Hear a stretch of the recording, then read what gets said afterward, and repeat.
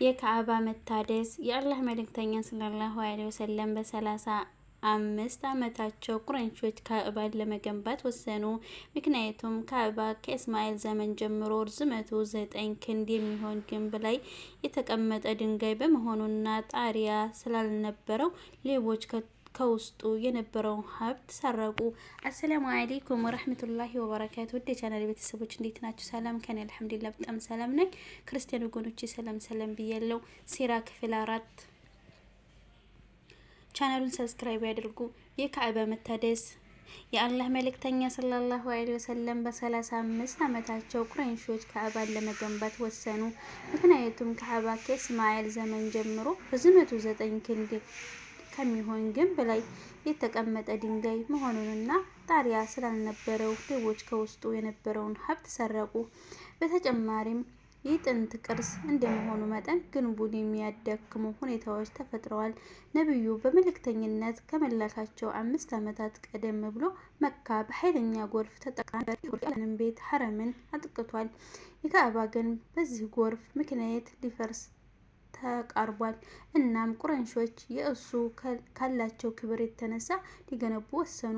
በንጹህ ገንዘብ እንጂ ላይገነቡት የተዘረፈ በአራጣ ወይንም በበደል የተገኘ ገንዘብ ላይቀለቅሉበት ተስማሙ። ግና ማፍረስ ፈሩ። ወሊድ ቢን ሙጊራህ አልመሕዙሚ ማፍረስ ጀመረ።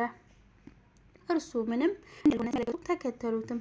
ከኢብራሂም መሰረት ላይ እስኪደርሱ ድረስ አፈረሱት። ከዚያም ማነጽ ጀመሩ። ካዕባን ከፋፍሉና ለእያንዳንዱ ጎሳ የየድርሻውን እንዲገነቡ ሰጡት። ሁሉም ድንጋይ ያመጡና የየድርሻቸውን ይገነቡ ጀመር። ግንባታውን የማስተባበሩና የመምራቱ ኃላፊነት የወሰደው ሮማዊ ግንበኛ ሲሆን ስሙ በቁም ይባላል። ግንባታው ተጠናቆ ጥቁሩን ድንጋይ ወደ ቦታው የመመለስ ተግባር ሲቀር ይህ ክብር የማንኛውም ጎሳ ይሰጠው በሚለው ነጥብ ላይ ተወዛገቡ። ውዝግቡ ለ4 ወይም ለ5 ቀናት ያህል ቀጠለ።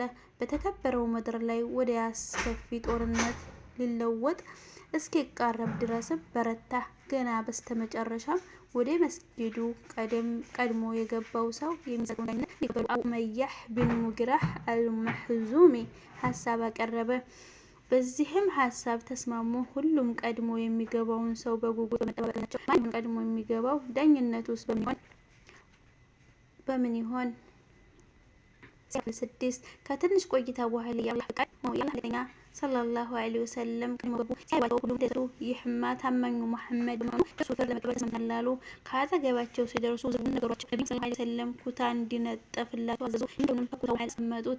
ይወዛገቡ የነበሩ ሰዎች መሪዎች የኩታውን ጫፍ እንዲይዙና ወደ ላይ እንዲነሱ አደረጉ።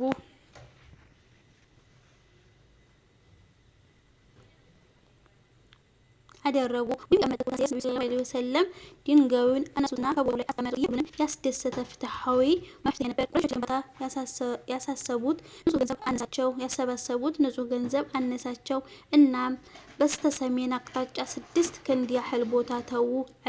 አልሐጀር ወልሐጢም የተባለ የሚጠራው ማለት ነው። የፈቀዱለት ሰው ብቻውን ይገባ ዘንድ በሩን ከመሬት 2 ሜትር ያህል ከፍ አደረጉት።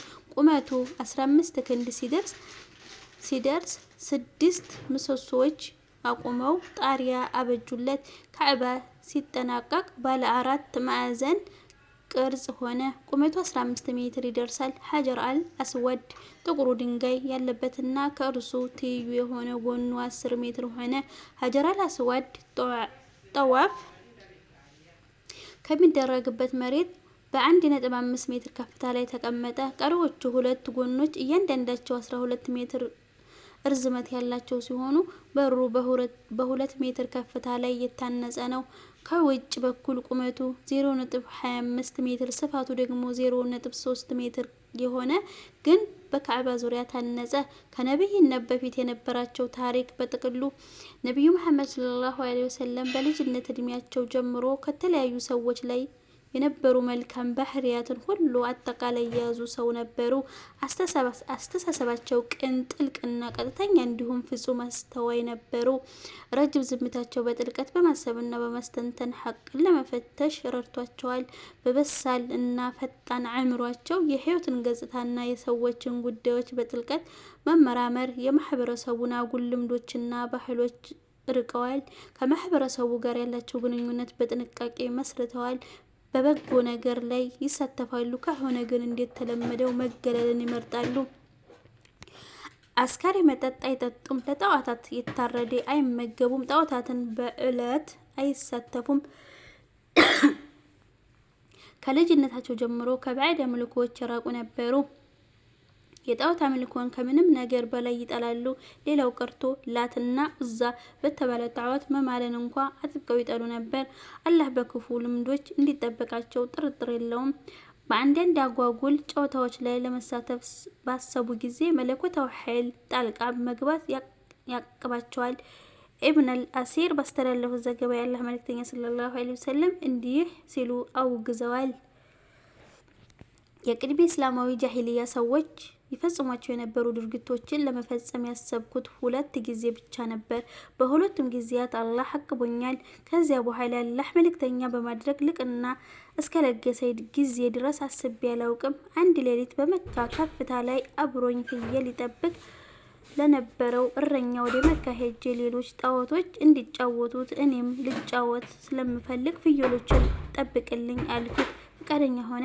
ከከተማዋ ዳርቻ እንደደረስኩ የዘፈን ድምጽ ሰማሁ። ይህ ምንድነው ስል ጠየቅኩኝ። የእገሌና የእገሊት ጋብቻ ነው ተባልኩ። ዘፈን ለማድመጥ ተቀመጥኩ። አላህ ጆሮዬን ይፈነብኝ። ተኛሁም። ከእንቅልፍ ያነቀኝ የፀሐይ ሙቀት ነበር። ወደ ባልንጀራዬም ተመለስኩ። ጠየቀኝ። የሆነውን አጫወትኩት። በሌላ ቀንም እንደዚሁ ጨዋታ አሰብኩ። የመጀመሪያ ቀን እንዲያጋጠመኝ አይነት እንቅልፍ ወሰደኝ። ከዚያ በኋላ አጓጉል ነገር አስቤ አላውቅም። ቡኻሪ እንደዘገቡት ጃቢር ኢብን አብደላህ እንዲህ ሲሉ አስተላልፈዋል። ካዕባ በተገነባ ጊዜ ነብዩ መሐመድ ሰለላሁ ዐለይሂ ወሰለም እና አጎታቸው አባስ ድንጋይ እየተሸከሙ ያቀብሉ ነበር። አባስም ለነብዩ ሰለላሁ ዐለይሂ ወሰለም ድንጋዩ እንዳይጎረብጥህ ሽርጥህን አውልቀህ ከአንገትህ ላይ እሰረው አላቸው። ነብዩም ሰለላሁ ዐለይሂ ወሰለም እንደተባሉት አደረጉ። ወዲያውም ራሳቸውን ስተው ከመሬት ላይ ወደቁ። አይናቸውም ወደ ሰማይ ተንጋጠጠ። ሲነቁና ሽርጤ ሲሉ ሽርጣቸውን አሰሩላቸው። ከዚያች ዕለት በኋላ ህፍረተ ገላዬ ተገልጦ አያውቅም ማለታቸው በሌላ ዘገባ ተወስቷል። ነብዩ መሐመድ ሰለላሁ ዐለይሂ ወሰለም ከወገኖቻቸው መካከል በመልካም ስብዕና በበጎ ስነ ምግባር ይታወቁ ነበር። ከሁሉም በላይ ሞገሳማ ባህሪያቸው ያማረ ተግባቢና ታጋሽ፣ እውነተኛ፣ ልስልስ፣ ንጹህ፣ ቸርና በጎ ሰሪ፣ ቃላቸውን አክባሪ፣ አደራ ጠባቂ ነበሩ። የበጎና የተወዳጅ ባህሪ ባለቤት በመሆናቸው ወገኖቻቸው አልአሚን ታማኙ መሐመድ በሚል ስያሜ ይጠሯቸው ነበር። የአማኞች እናት የሆኑት ኸዲጃ እንደተናገሩት ነብዩ መሐመድ ሰለላሁ ዐለይሂ ወሰለም መከራን ተሸካሚ፣ የተቸገረን የሚረዱ፣ የተራበን አጉራሽ፣ የታረዘን አልባሽ፣ እንግዳ ተቀባይና አስተናጋጅ፣ በቁርጥ ቀን ደራሽ ነበሩ። በነብይነት ጥላ ስር በሂጅራ ዋሻ ውስጥ ይቀጥላል።